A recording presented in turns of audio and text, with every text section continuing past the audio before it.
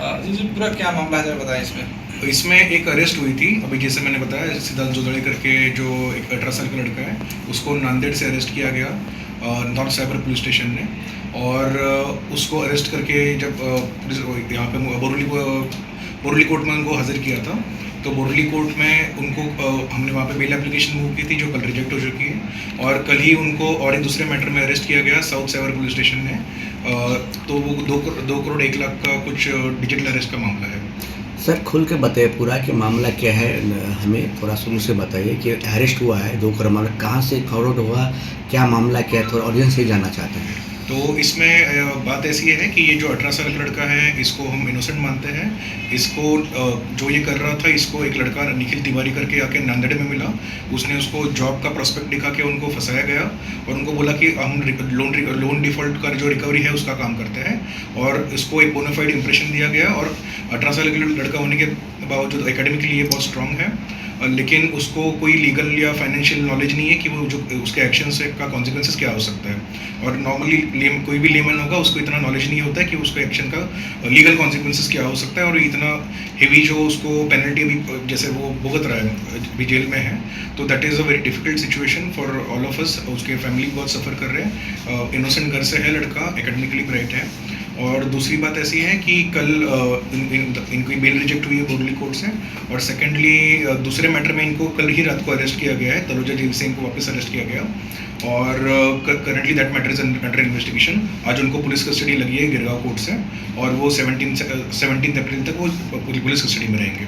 और डिजिटल जो ट्रांसफ़र पैसा जो है उन्होंने आपने उनके ऊपर कराया, किसने क्या क्या मामला उस समय मैंने किया? ये एक्चुअली ऐसी बात है कि सिद्धांत जोदड़े के पर्सनल अकाउंट में किसी भी कंप्लेनेंट के द्वारा कोई डायरेक्ट ट्रांसफर नहीं हुआ है।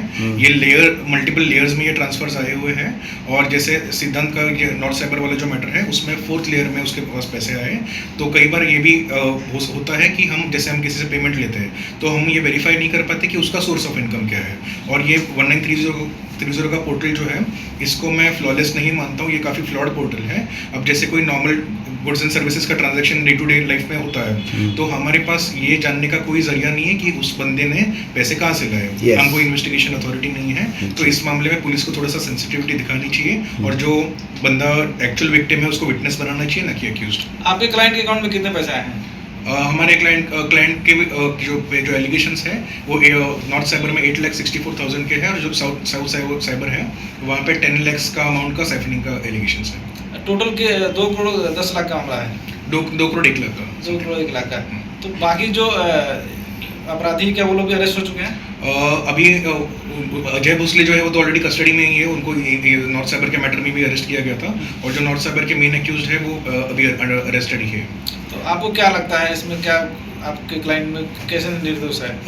बिल्कुल, ये सर 18 साल का लड़का है जिसको कोई जानकारी नहीं कि ये क्या कर रहा है। ये बहुत गरीब घर से आता है, एकेडमिकली ब्राइट है। उसको जॉब प्रोस्पेक्ट दिखाए गए, बोला और आपके एकेडमिक्स का भी सारा खर्चा उठाया जाएगा, ये उनको बता के उनसे ये काम करवाया गया है। कॉन्स्पिरेसी हुई कि नहीं, ये इन्वेस्टिगेशन का मैटर है, बट उस कॉन्स्पिरेसी में ये ना कोई मास्टरमाइंड है, ना कोई परपेट्रेटर है मेरा क्लाइंट, और वो पूरा इनोसेंट है। और 18 साल का लड़का है, उससे ज़्यादा उसकी कोई मंशा नहीं थी, ना किसी को चीटिंग करने का इंटेंशन था, ना इन्होंने किसी को डिजिटल अरेस्ट का कॉल किया हुआ है, ना कोई फॉर्जरी की हुई है। जो एलिगेशंस इन पे लगाए, ना वो कोई कॉन्स्पिरेसी का हिस्सा है। डिस्पाइट द फैक्ट कि आप कह रहे हैं कि अक्यूज जो है उसको बहलाया गया है इस अकाउंट के बारे में एक जॉब अपॉर्चुनिटी की तरह, बट उस फैक्ट के अलावा भी आपको आप कह रहे हैं कि ऑथराइज नहीं हो सकते उसके बाद में सोर्सेस डिटेक्ट करने के लिए, तो इसको एंड कैसे किया जाएगा? डिजिटल अरेस्ट जो ये फ्रॉड चल रहा है उसको एंड करने के लिए क्या स्टेप्स लेने वाले हैं? देखो, अभी ये 1930 का जो पोर्टल गवर्नमेंट ने इंट्रोड्यूस किया है, प्रॉब्लम डिजिटल अरेस्ट से बड़ा प्रॉब्लम मेरे हिसाब से डिजिटल करेंसी है। अब डिजिटल करेंसी ये पैरेलल करेंसी के तौर पे मार्केट में अगर चलती है, तो हम किसी से अगर पैसा लेते हैं तो हम उसका सोर्सेस वेरीफाई कर नहीं सकते, ना कोई हम इन्वेस्टिगेटिव अथॉरिटी है।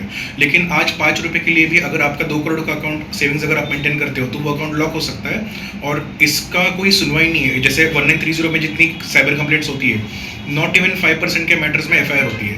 मतलब वो बाकी 95% जो केसेस है उसमें विदाउट इन्वेस्टिगेशन ये मान लिया जाता है कि ये साइबर क्राइम है, और फाइनल ट्रेल जहाँ तक वो पहुँचता है वहाँ तक वो सारे अकाउंट्स फ्रीज हो जाते हैं। ये मेरे हिसाब से बहुत गलत है, ये सिटीजन्स के साथ एक धोखा है। सर जी मैं जानना चाहता अजय सर कि हमारे हिंदुस्तान में इस तरह के बहुत सारे कांड हो रहे हैं, जितने तक बच्चों को मोहरा बनाया गया है या बच्चों को फंसाया गया है, क्योंकि पीछे कोई और खेल खेल रहे हैं, बच्चों को मोहरा बनाया गया, तो आप किस तरह के देख रहे केस को, कैसे आप फाइनल कट करेंगे? नहीं, बिल्कुल गवर्नमेंट को ने इसमें ऑलरेडी एक्टिव स्टेप्स लिए हुए हैं कि लोगों में अवेयरनेस फैलाने के लिए, बट अभी सेंसिटाइजेशन की तरफ अगर हम बात करें तो पुलिस को सेंसिटाइज होने की ज़रूरत है। जो बच्चे एक्चुअली इनोसेंट हैं उनका ब्राइट फ्यूचर खराब ना करते हुए उनको सही दिशा में लेके आना एक बहुत ज़रूरी है इस टाइम पे, बिकॉज डिजिटल करेंसी ऐसी करेंसी वो एज इक्वलेंट टू नोट है, हम उसको लीगल टेंडर ही मान के चलते हैं। और लीगल टेंडर का अगर आप बायलॉज देखोगे तो लीगल टेंडर को मना करना भी एक क्राइम होता है। तो अगर आप किसी को फॉर एग्जांपल एक बेसिक सी अपने सर्विस ले ली, कैब सर्विस, उस कैब सर्विस वाले को अगर आप पे करते हो तो वो he can not go and verify कि आपने पैसे कहाँ से लाए और आपने किससे लिए, उसने पैसे कहाँ से लाए। तो ये फाइनली हमने यहाँ तक देखा हुआ है कि 9th और 10th लेयर के लोगों को भी एक्यूज बनाया जाता है, विच इज़ नॉट करेक्ट। वो अगर पर्सन इनोसेंट है तो उसको जो पनिशमेंट है वो नहीं मिलनी चाहिए, ये हम मानते हैं। तो इसमें क्या क्या चैलेंज है कि इसको आप फाइंड आउट करने, क्या क्या चैलेंज करना पड़ेगा उसको? नहीं, अभी इसमें एक्चुअली क्या होता है कि कई बार सीनियर सिटीजन्स को टारगेट किया जाता है, इसलिए हाई कोर्ट और सुप्रीम कोर्ट ऑनरेबल जो हमारे हैं उनका भी ये मानना है कि चीटिंग को रोकने के लिए कड़े स्टेप्स उठाए जाए।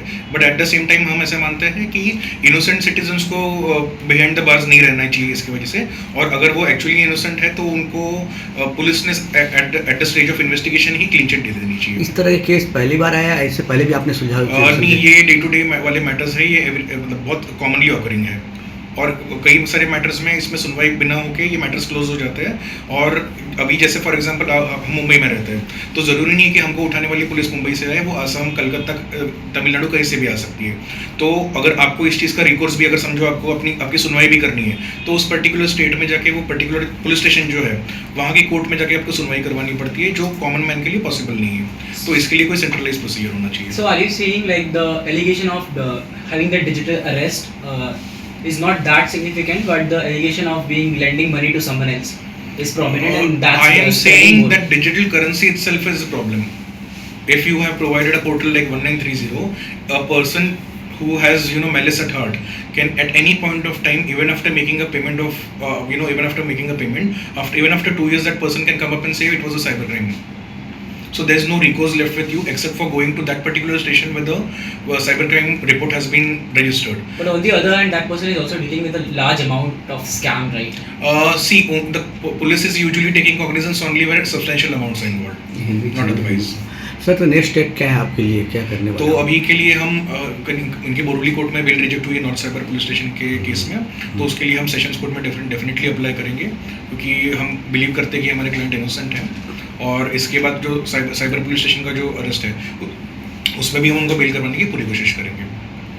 आपका क्लाइंट निर्दोष ऐसा आप बोल रहे हैं, इसको लेकर के अभी कितने दिन तक वो कस्टडी में है? अभी 17 अप्रैल तक कस्टडी में रहेंगे, पुलिस कस्टडी में। फैमिली से बात हुआ है, फैमिली वाले क्या रिएक्शन है जिस तरह की घटना फैमिली है? बहुत इनोसेंट है, सीनियर सिटीजन्स है, और उनको कोई आइडिया नहीं कि क्या हो रहा है। ओवरनाइट बच्चे की एग्जाम थी उनकी 2 अप्रैल से, 29 मार्च को उनकी अरेस्ट हुई है। उसको मतलब फ्यूचर में इसका बहुत बड़ा उनका मतलब बच्चे को फ्यूचर में खराब हो सकता है। बिल्कुल हो सकता है। हमने जो बिल एप्लीकेशन बोरवली कोर्ट में लगाया था उसमें भी हमने ये पॉइंट बहुत सिग्निफिकेंटली रेज किया था कि बच्चे की एग्जाम है, उसका करियर बर्बाद हो सकता है, और उसको मतलब एकेडमिकली हमको प्रमोट करने की जरूरत है, ना कि जेल में रखने की। मदर और फादर का क्या रिएक्शन है इस पे? बस रोए जा रहे हैं, ज़्यादा कुछ बोल नहीं रहे। डेफिनेटली सेंसिटिव इशू है उनके लिए, तो उसी तरीके से हम डील कर रहे हैं। नहीं लगता इसमें कोई पॉलिटिकल, इसमें किसी का हाथ है, पॉलिटिकल हाथ है इसमें, इसमें करोड़ों के मामला है, तो कुछ ऐसा पॉलिटिकल इस पर्टिकुलर केस में तो ऐसा कुछ सामने आया नहीं अब तक। तो क्या करेंगे फिर, किस तरह के आप सुलझाएंगे ये केस को? अभी तो पहला हमारा प्रायोरिटी यही रहेगा कि इनको बेल आउट करवाए हम, इनको जो बेस्ट लीगल सर्विसेज है या रिकोर्स है उनको देके हम पहले तो इनको बेल आउट कराएंगे। डेफिनेटली अगर उनका वो निर्दोष है तो हमको न्यायपालिका से न्याय मिलेगा, ये हम उम्मीद रखते हैं। डिजिटल अरेस्ट पे अपने हिंदुस्तानी जनता से एज ए एडवोकेट आप कुछ कहना चाहते हैं? नहीं, मैं इतना ही कहना चाहूँगा कि आज डिजिटल करेंसी किसी से एक्सेप्ट करने के टाइम पे सावधान रहिए, बिकॉज आपको कौन सी पुलिस आके अरेस्ट कर लेगी पता नहीं है आपको। और ये ज़रूरी नहीं कि आप जिसको जानते हो उन्हीं की तरफ से आए। उन्होंने भी अगर समझो XYZ कहीं से भी पैसे लाए तो कहीं आपको कहीं पे भी कंप्लेंट इसकी रेज हो सकती है और आप बहुत वल्नरेबल हो जाओगे उस केस में। आपकी सुनवाई बहुत आसानी से नहीं होती है इस तरह से तो आम जनता परेशान हो जाएगी, किसी को भी किसी के अकाउंट डाल के लोग FIR कर सकते हैं। इसका एक सैंपल भी अपने को देखने को मिला। बैंगलोर में बीच में जो रिटेल शॉपर्स थे उन्होंने UPI स्कैनर जो है फट के फेंक दिए थे इसी रीज़न से। सर एक बात और होता है कि बहुत सारे ऐसे आते हैं कि पैसा दिखाते चला जाता है, चाहे हमारे अकाउंट में भी ऐसा हुआ 20,000 बोला भेज दिया हूँ लेकिन पैसा आता ही नहीं, ऐसे भी कुछ ऐसे होता है कि घटनाएं? राइट, लेकिन वो साइबर क्राइम में नहीं आता है क्योंकि अगर पैसा या तो यहाँ जाएगा या तो वहाँ जाएगा तो over a period of time वो रिजॉल्व हो जाता है। वो साइबर क्राइम नहीं है, उसको बोल सकते हैं, वो टेक्निकल डिफॉल्ट है। Thank you sir. Thank you Ajay ji, thank you so much, best of luck, thank you.